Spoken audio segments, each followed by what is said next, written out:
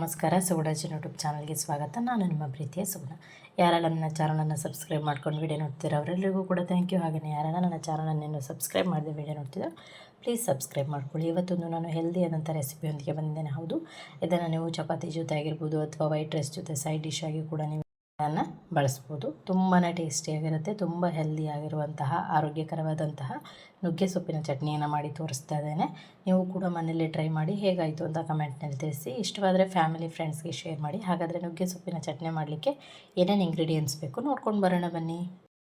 ನಾನಿಲ್ಲಿ 1/4 ಕಪ್ ಆಗುವಷ್ಟು ನುಗ್ಗೆ ಸೊಪ್ಪು, ಡ್ರಮ್ ಸ್ಟಿಕ್ ಲೀವ್ಸ್ ಅಂತ ಏನು ಹೇಳ್ತೇವೆ ಅದನ್ನು ತೊಗೊಂಡಿದ್ದೇನೆ. ಸ್ವಲ್ಪ ಉಪ್ಪು, ಹಾಗೆಯೇ 1 ಕಪ್ ಆಗುವಷ್ಟು ಕಾಯಿ ತುರಿ ತೊಗೊಂಡಿದ್ದೇನೆ. 1 ಹಸಿಮೆಣಸಿನಕಾಯಿ, 1 ದೊಡ್ಡ ಸೈಜ್ ಈರುಳ್ಳಿಯನ್ನು ಈ ರೀತಿಯಾಗಿ ಕಟ್ ಮಾಡಿ ಇಟ್ಕೊಂಡಿದ್ದೇನೆ. 1 ದೊಡ್ಡ ಬೆಳ್ಳುಳ್ಳಿ, ಹಾಗೆಯೇ ಒಂದಿಷ್ಟು ಚಿಕ್ಕ ಗಾತ್ರದಷ್ಟು ಹುಣಸೆ ಹಣ್ಣನ್ನು ತೊಗೊಂಡಿದ್ದೇನೆ. ಈಗ ಇದೆಲ್ಲವನ್ನು ನಾವು ಸ್ವಲ್ಪ ಫ್ರೈ ಮಾಡ್ಕೊಳ್ಬೇಕು. ನಾನಿಲ್ಲಿ ಒಂದು ಬಾಣಲೆಯನ್ನು ಇಟ್ಟಿದ್ದೇನೆ. ಅದು ಬಿಸಿ ಆಗ್ತಿದ್ದಾಗೆ ಈರುಳ್ಳಿ ಆನಿಯನ್ ಏನು ತೊಗೊಂಡಿದ್ದು ಅದನ್ನು ಹಾಕ್ಕೊಳ್ತಿದ್ದೇನೆ. ಬೆಳ್ಳುಳ್ಳಿ, ಹುಣಸೆ ಹಣ್ಣು, ಹಸಿಮೆಣಸಿನಕಾಯಿ ಹಾಕಿ ಸ್ವಲ್ಪ ಫ್ರೈ ಮಾಡ್ಕೊಳ್ಳೋಣ.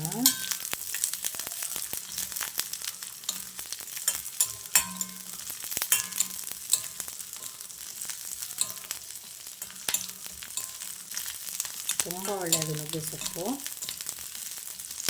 ಹೆಲ್ತ್ಗೆ. ಈಗ ನಾವು ನುಗ್ಗೆ ಸೊಪ್ಪನ್ನು ತೊಗೊಂಡು ಎಲ್ಲವನ್ನು ಹಾಕ್ಕೊಳ್ತಿದ್ದೇನೆ.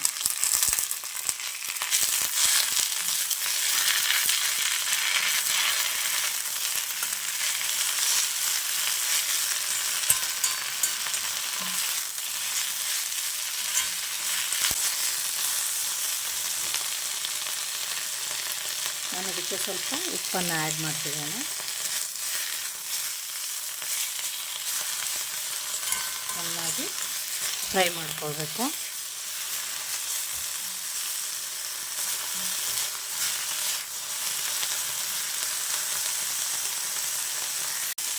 ಓಕೆ, ಇದೀಗ ಆಗಿದೆ ನೋಡ್ಬೋದು, ಸಾಕು. ಇದನ್ನೀಗ ಕಂಪ್ಲೀಟಾಗಿ ಕೂಲ್ ಆಗಲಿಕ್ಕೆ ಬಿಡೋಣ. ಓಕೆ, ಇದೀಗ ಆಗಿದೆ. ಈಗ ಇದಕ್ಕೆ ಸ್ವಲ್ಪ ಹಾಗೆಯೇ ಗ್ಯಾಸನ್ನು ಆಫ್ ಮಾಡಿದ್ದೇನೆ ನಾನು. ಈಗ ಇದನ್ನು ಹಾಗೆಯೇ ಫ್ರೈ ಮಾಡ್ಕೊಳ್ಳೋಣ. ಸ್ವಲ್ಪ ಸಾಕು, ಬಿಸಿ ಇದ್ದರೆ ಅದರಲ್ಲೇ ಈ ರೀತಿ ಫ್ರೈ ಮಾಡಿಕೊಂಡ್ರೆ ಸಾಕು. ನುಗ್ಗೆ ಸೊಪ್ಪು ಹೆಲ್ತ್ಗೆ ತುಂಬಾ ಒಳ್ಳೆಯದು.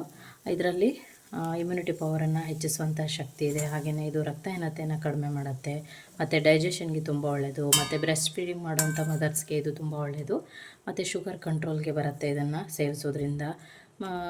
ಡೈಜೆಷನ್ಗೆ ತುಂಬ ಒಳ್ಳೆಯದು. ಹೆಲ್ತ್ ಬೆನಿಫಿಟ್ಸ್ ತುಂಬಾ ಇದೆ. ಕ್ಯಾಲ್ಶಿಯಂ ಇದರಲ್ಲಿ ತುಂಬ ಇರೋದ್ರಿಂದ ಮೂಳೆಗಳ ಎಲುಬುಗಳ ಬೆಳವಣಿಗೆಗೂ ಕೂಡ ತುಂಬಾ ಒಳ್ಳೆಯದು, ಸ್ಟ್ರಾಂಗ್ ಆಗುತ್ತೆ. ಮಕ್ಕಳಿಗೆ, ದೊಡ್ಡವರಿಗೆ ಎಲ್ಲರಿಗೂ ಕೂಡ ಇದನ್ನು ಮಾಡಿ ಕೊಡ್ಬೋದು. ತುಂಬಾ ಚೆನ್ನಾಗಿರುತ್ತೆ. ಇದನ್ನು ಊಟ ಜೊತೆ ಅಥವಾ ಚಪಾತಿ ಜೊತೆ, ದೋಸೆ ಜೊತೆ ನೀವು ಯಾವುದ್ರ ಜೊತೆ ಬೇಕಾದರೂ ಸೇವಿಸ್ಬೋದು. ಅಷ್ಟು ಚೆನ್ನಾಗಿರುತ್ತೆ. ನೀವು ಒಮ್ಮೆ ಮನೆಯಲ್ಲಿ ಟ್ರೈ ಮಾಡಿ ಹೇಗಾಯಿತು ಅಂತ ಕಮೆಂಟ್ನಲ್ಲಿ ತಿಳಿಸಿ. ಇದನ್ನು ಕಂಪ್ಲೀಟಾಗಿ ನಾವೀಗ ಕೂಲ್ ಆಗಲಿಕ್ಕೆ ಬಿಡೋಣ. ಆನಂತರ ರುಬ್ಕೊಂಡ್ರೆ ಆಯಿತು. ಮಿಕ್ಸಿ ಜಾರಿಗೆ ಹಾಕ್ಕೊಂಡಿದ್ದೇನೆ.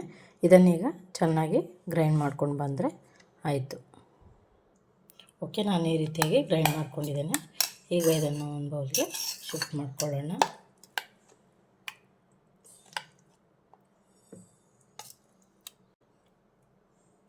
ಬೇಕಿದ್ರೆ ಮೇಲೆ ನೀವು ಒಗ್ಗರಣೆಯನ್ನು ಮಾಡ್ಕೊಳ್ಬೋದು, ಬಟ್ ನಾನು ಮಾಡ್ಕೊಳ್ತಲ್ಲ, ಹೀಗೇ ಚೆನ್ನಾಗಿರುತ್ತೆ.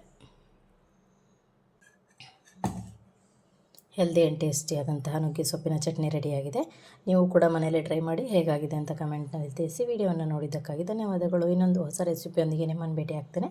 ಅಲ್ಲಿವರೆಗೂ take care, bye. Thank you.